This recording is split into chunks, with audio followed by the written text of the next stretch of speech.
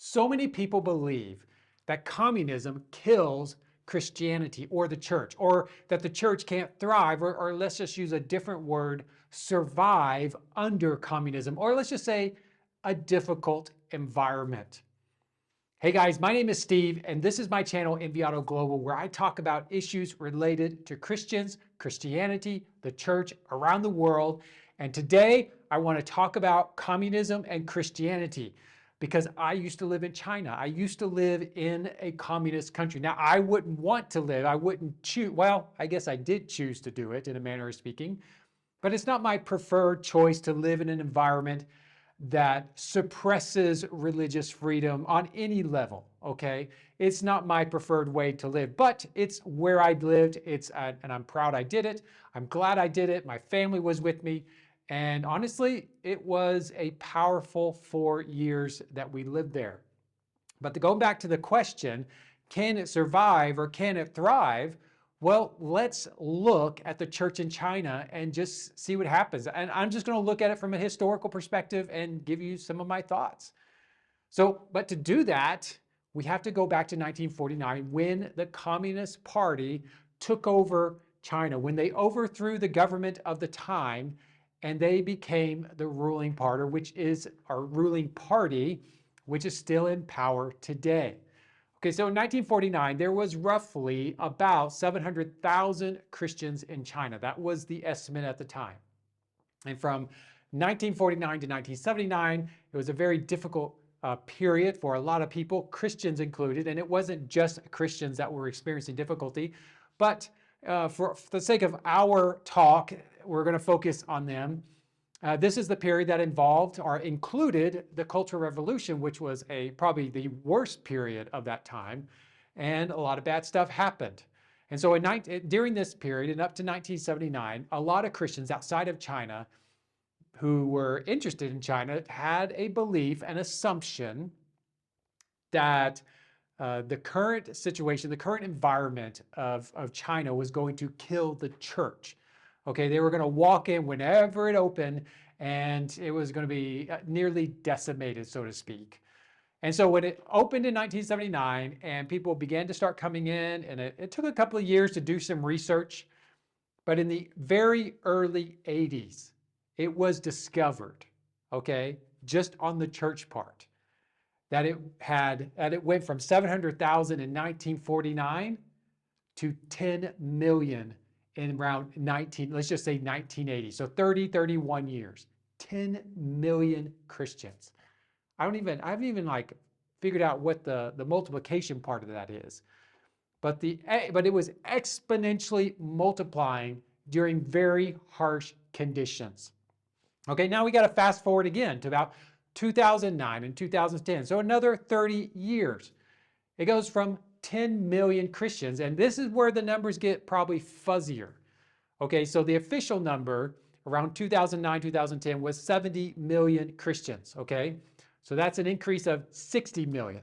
Now, there are some estimates that go as high as 160 million, not official estimates, and there's people who are somewhere in between there. So let's just say 100 million. Now, I don't think 70 million is accurate.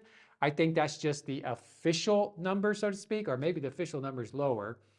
But irregardless, when it comes to the house church, when it comes to the church that was hidden for so long, now it's not as hidden today.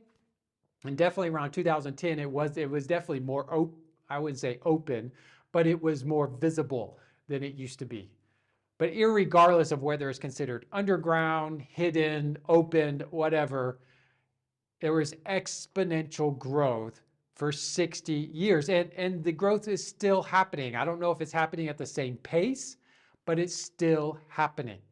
So really, the short answer to my question is an emphatic yes. The church can survive under communism. In fact, in China's situation, it thrived.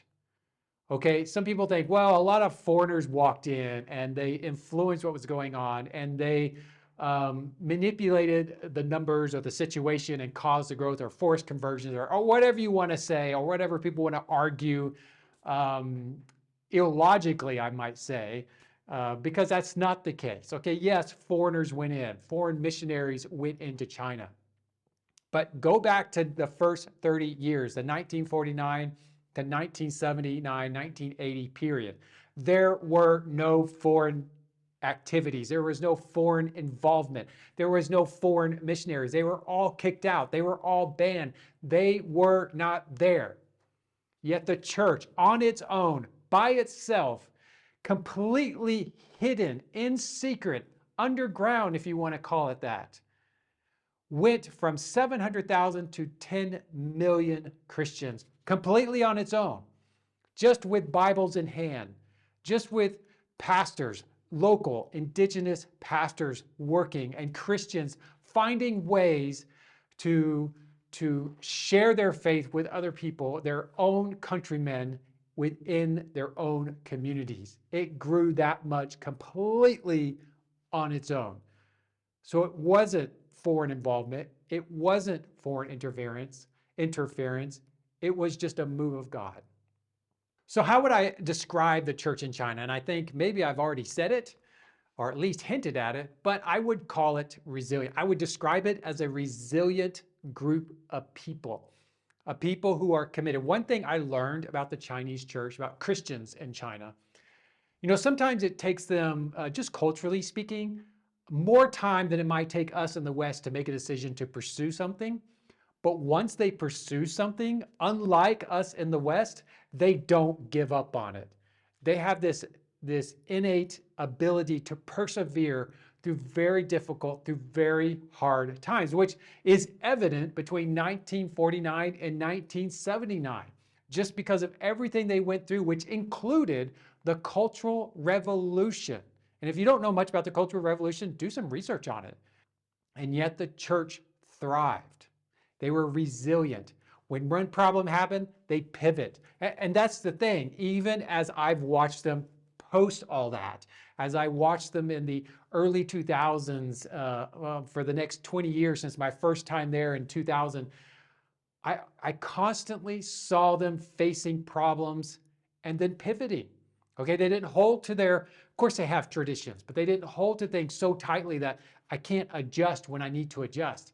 They adjusted, they pivoted, they figured out a way to meet, they figured out a way to fellowship, they figured out a way to pray together, to serve together, to share with other people what God is doing in their life. They figured it out. And they do it because they're resilient. So again, back to my question, can Christianity survive? Can it thrive? Can it multiply under communism, under systems that are considered more oppressive than others? Absolutely yes. Okay, it doesn't mean it's 100% yes, but it absolutely can thrive. It can survive. It can multiply. So a flip question to that original question is, does Christianity need democracy? Does it need a republic? Does it need freedom of religion to exist, to survive, to thrive? Not necessarily. Okay, it can survive, but it's not dependent on any government institution. So while I prefer to live in a democracy, in a society that provides religious freedom, again, Christianity is not dependent on that. It's dependent on Christ. Now, I would still love to know what you think, whether you agree or disagree, because why not engage about it? So tell me what you think in the comments section, and then I'll see you next time.